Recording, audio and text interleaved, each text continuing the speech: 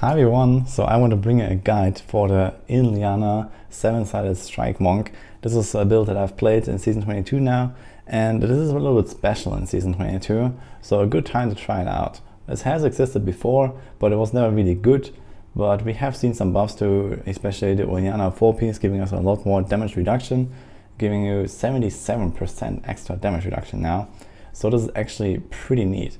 And on top of that, it has the 4th cube slot now, which gives you the Flow of Eternity, which, well, for a 7-sided strike focus build, is actually a pretty big deal. So with this, you get one of the biggest boosts of all builds in the game in Season 22 right now.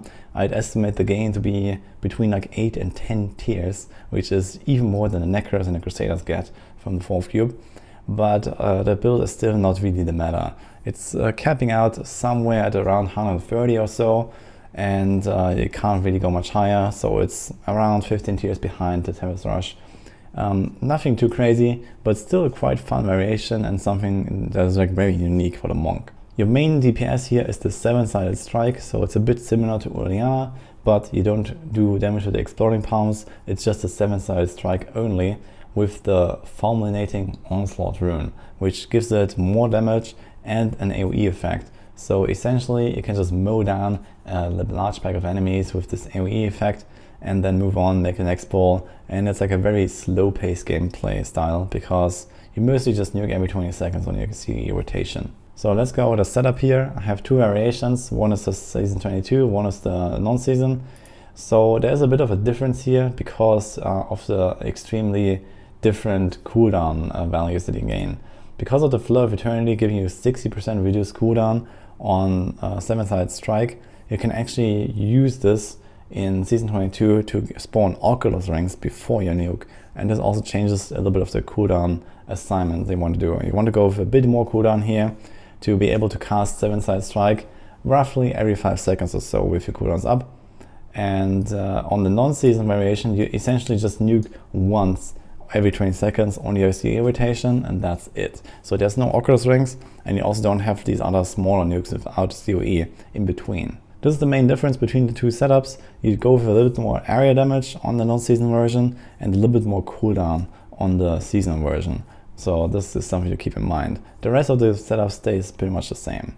So we have the 6-piece inner with the Mystic Allies giving you a 9,500% damage multiplier because you have the coolest boots. In total you have 10 Mystic Allies, and you also gain some other small benefits here like the base mantras and also the Mystic Ally effect. And we have the Uliana 4-piece here, which the 2-piece doesn't really do anything, and the 4-piece gives you this big 7-sided strike multiplier here, 777% of the total damage of all 14 attacks that you do with the Lion's Claw, and then you also get 77% damage reduction for 7 seconds. So 777, pretty nice, and this is basically your main damage multiplier. It's like the main, like the core of this whole build. In order to combine all these different set pieces, you need to have a Ring of Royal Grandeur, and you need to wear the inner belt and the inner weapon. And the other items can be like swapped around as you like, because yeah, it doesn't really matter too much. The complementary items here are the Endless Walk set, so this just gives you up to 100% extra damage, which is really neat, and the Convention of Elements.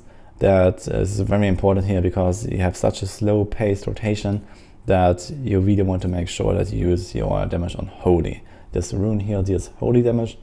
This means also we stack Holy damage on our items, we stack the typical crit stats, and otherwise a bit of cooldown and area damage wherever you can. And of course 7-sided strike on the chest and on the shoulder. The gems to use are the Bane of the Trapped, the Gogo of Swiftness.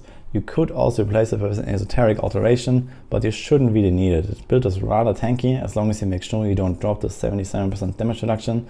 We also have the Spirit Guards here giving you some more damage reduction.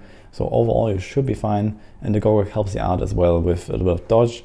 And you get the attack speed, which helps at least on the boss, which helps with like the really slow application of Exploding Palm, and also with the Stricken. And we have Bane of Stricken here, just to kill the boss. Your skill setup is the following. You have the 7-sided strike fulminating onslaught. This is the main nuke here. We have the Way of the 100 Fists with assimilation. This can give you easily up to like 50 to 100% extra additive damage. So a big damage buff here that you can use.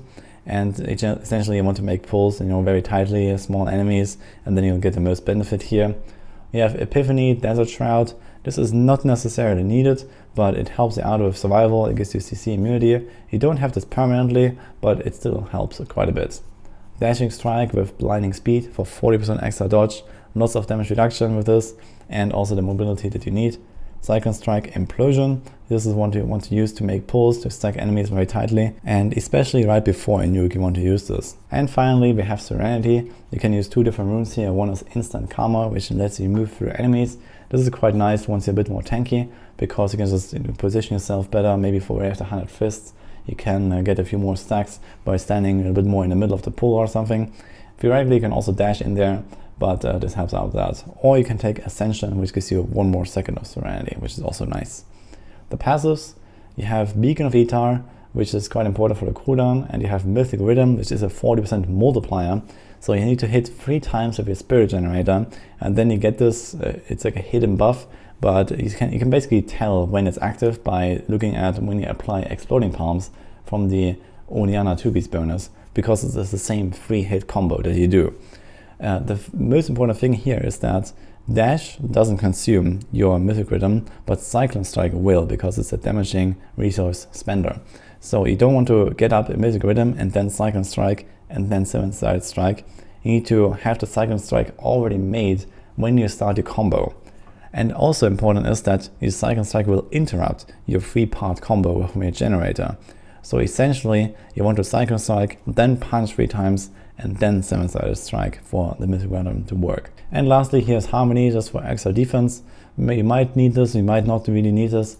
If you don't need any more toughness, you can also go with something like Seize the Initiative or the Alacrity. So this will help you out with Bane of Stricken stacks yet again, and will also help you out to make the overall gameplay a bit more smooth.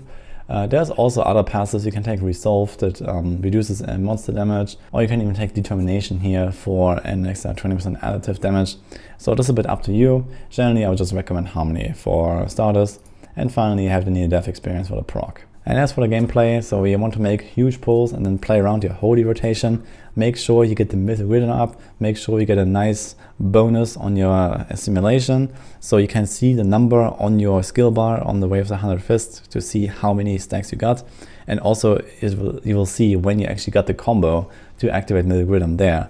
So not only can you look at the Exploding Palms on the enemies, but you can also look at the Way of the 100 Fists. And whenever you have finished the 3-part combo that will give you the Mythic Rhythm, you'll also get a new refresh on Way of the 100 Fists. That's also one way to tell it. Just to make sure that you stack enemies close together, so essentially during the lightning cycle, which comes right before Holy, you want to do a Cyclone Strike, you want to stand in the middle most of the time, you press your Serenity, so you're actually immune to everything, stack up Mythic Rhythm, and then go. So this is the core part here, and then you just want to keep up the dash. You have the 40% dodge from the dash, so try to keep it up whenever there's like some danger. Try to press Epiphany to get the CC immunity and damage reduction when you need it. It's not permanent, so you can kind of look when it's more necessary than in other times. And well, that's about it. So the gameplay is overall quite simple, as long as you make sure that you focus exactly on the Mythic Rhythm mechanic and making the pulls. So I hope you enjoyed this guide here. Have fun with this build, and I'll see you guys next time.